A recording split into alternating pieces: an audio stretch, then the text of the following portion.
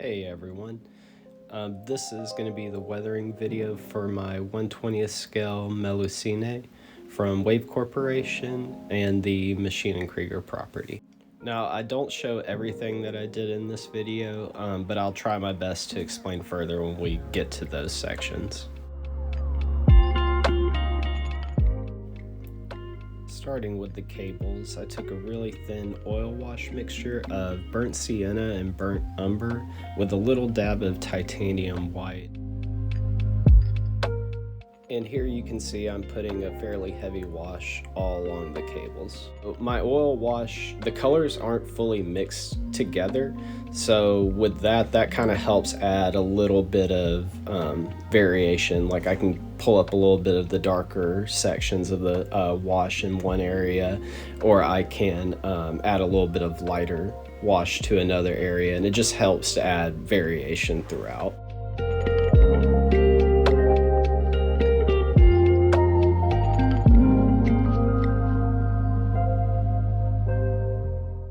And a gentle brushing of some lighter fluid to tone down the wash.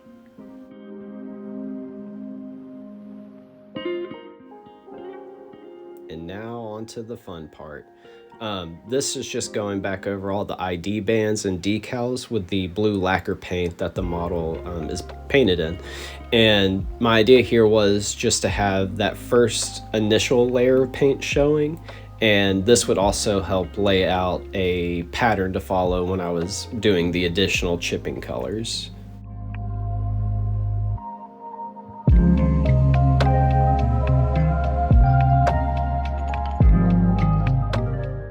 And a damp cotton bud with some alcohol will help clean up any mistakes or accidents. And some scratchy scratches all along the forearm there, and going down along the cockpit cover. And I also did the same thing to the weapon. I didn't really like how this turned out, and sadly this is where I lost some footage. My solution was to go back over with a small cotton bud dipped in just a little tiny bit of lacquer thinner and kind of rubbed it over that decal to help fade it a little bit. And you'll see later on in the video how that looks, especially after chipping and everything. I think it turned out pretty okay.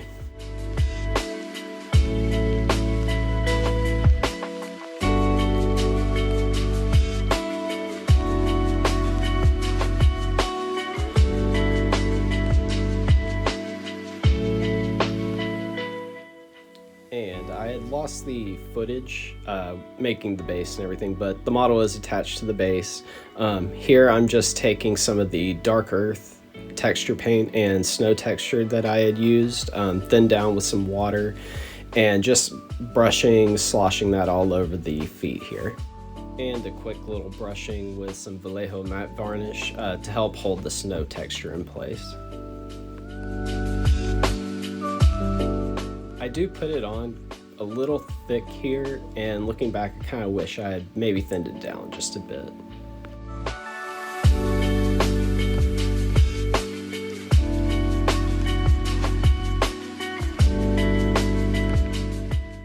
And to go back around the feet, it was a little too dirty, so I took some of the titanium oil paint, thinned it down pretty heavily, and just worked around the base of the feet.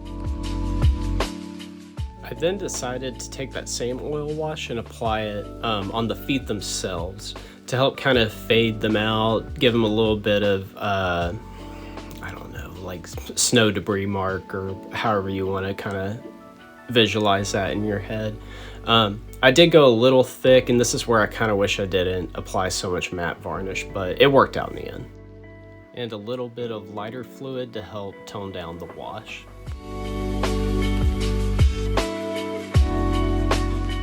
Who doesn't love rust effects? Here I'm using the Vallejo rust and chipping effect set. Just a really good, cheap, and beginner-friendly set to start applying rust effects to your models. And starting off on all the bolts, I start with just the base rust color. I'm gonna hit all the bolts on the model with this, and I'll along with all the other rust colors. I am going off of a wet palette and putting it on just pretty touch and go, just no real rhyme reason, not really trying to do anything pinpoint, just touch the color and move on, touch the color and move on, touch the color and move on, just keep repeating that process throughout. Later on, as the model is painted, you'll notice that you won't really see a lot of these rust effects, except for in the little the vent area. You'll notice those, but and around the cables and everything like that. But other than that, it's pretty hardly noticeable. And then coming in with some of the Citadel Typhus corrosion, I applied this to some parchment paper and just a little bit of water, get that nice and mixed up, and then I'm gonna basically apply this as like almost like a wash around the rust areas, so like a good amount in the vents. I do that along the bars and the exhaust underneath as well.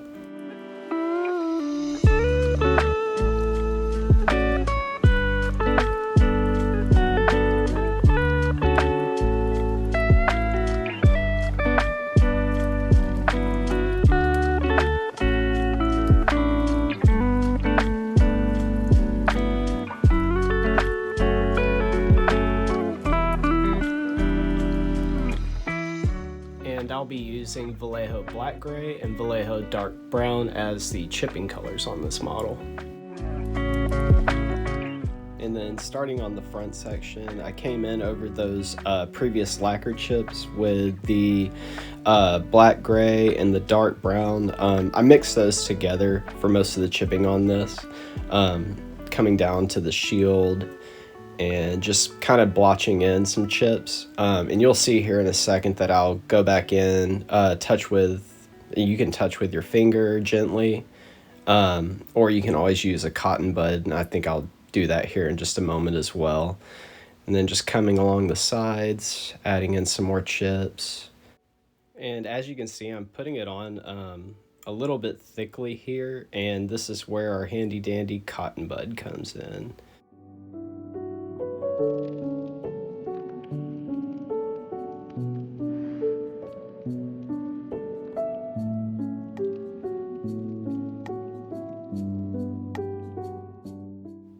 And a few more scratchy scratches.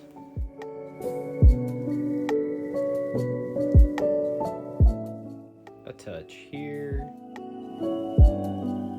And a couple scratches right there. A touch there, a touch here. And a couple little touches up there.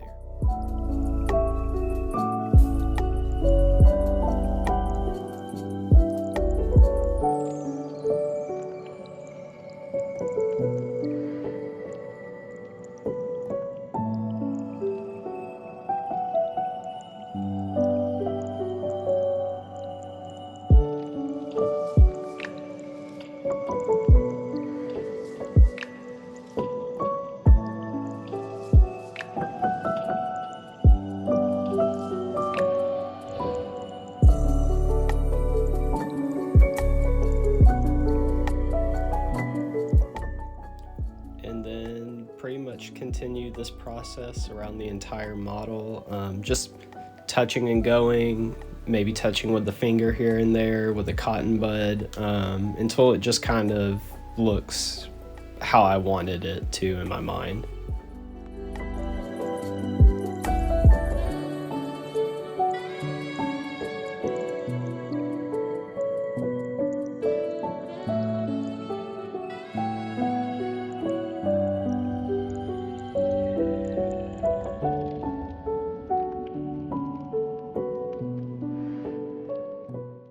And now we get to be real artists. I've gone ahead and squeezed out my oil paints onto a piece of cardboard and let the linseed oil drain. I'm then going to apply a dot filter all along the model, just kind of working in different sections as I go. The oil colors that I ended up using were titanium white, burnt sienna, Payne's gray, and Naples yellow. And I just kind of applied those in varying applications. Like in some sections I use more titanium white, some sections I use like a little bit more Payne's gray. It was just all kind of random throughout the model.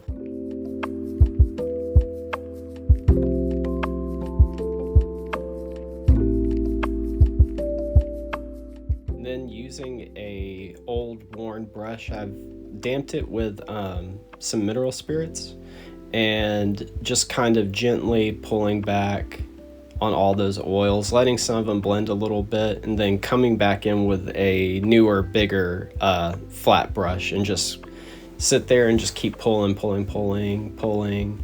until everything basically is blended in as you want it to look.